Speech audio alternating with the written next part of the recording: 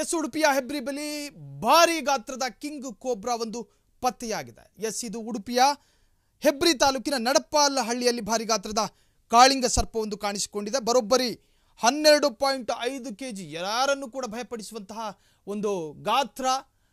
ಅದನ್ನು ಒಬ್ಬರು ಹಿಡಿತಾ ಇರುವಂತಹ ದೃಶ್ಯಗಳನ್ನು ನೀವು ಗಮನಿಸ್ತಾ ಇದ್ದೀರಿ.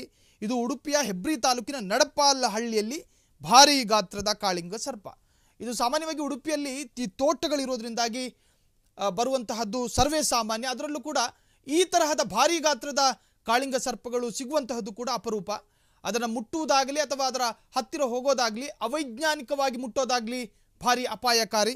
ಸೊ ಆದರೂ ಕೂಡ ಅಲ್ಲಿ ಸುರಕ್ಷತೆಯ ಮಾನದಂಡದಲ್ಲಿ ಅದನ್ನು ಹಿಡಿತಾ ಇರ್ತಕ್ಕಂತಹದ್ದನ್ನು ನೀವು ಗಮನಿಸ್ತಾ ಇದ್ದೀರಿ. ಇದು ಬರೋಬ್ಬರಿ 12.5 kg ತೂಕವಿದೆ ಎನ್ನುವಂತಹದ್ದನ್ನು ಅಲ್ಲಿನ ಉರಗ ಸಂರಕ್ಷಕ ಡಾಕ್ಟರ್ ಪಿ ಗೌರಿಶಂಕರ್ ಅಂದಾಜಿಸಿದ್ದಾರೆ. ಬಳಿಕ ಈ ದೈತ್ಯ ಕಾಳಿಂಗ ಸರ್ಪವನ್ನು ಸುರಕ್ಷಿತವಾಗಿ ಕಾಡಿಗೆ ಬಿಟ್ಟು ಬಂದಿದ್ದಾರೆ.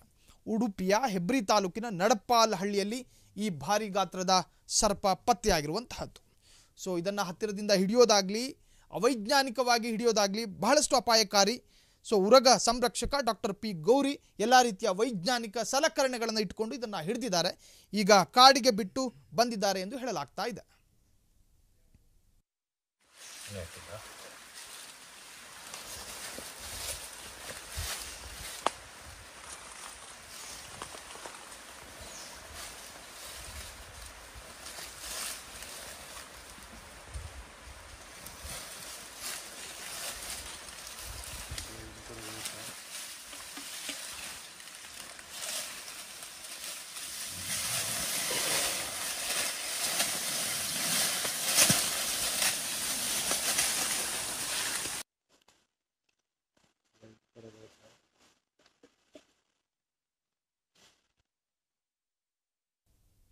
ಇವಿಷ್ಟು ಈ ಹೊತ್ತಿನ ಸುದ್ದಿ. ನೋಡ್ತಾ ಇರಿ ಫ್ರೀಡಂ ಟಿವಿ, ಇದು ಜನಸಾಮಾನ್ಯರ ಶಕ್ತಿ.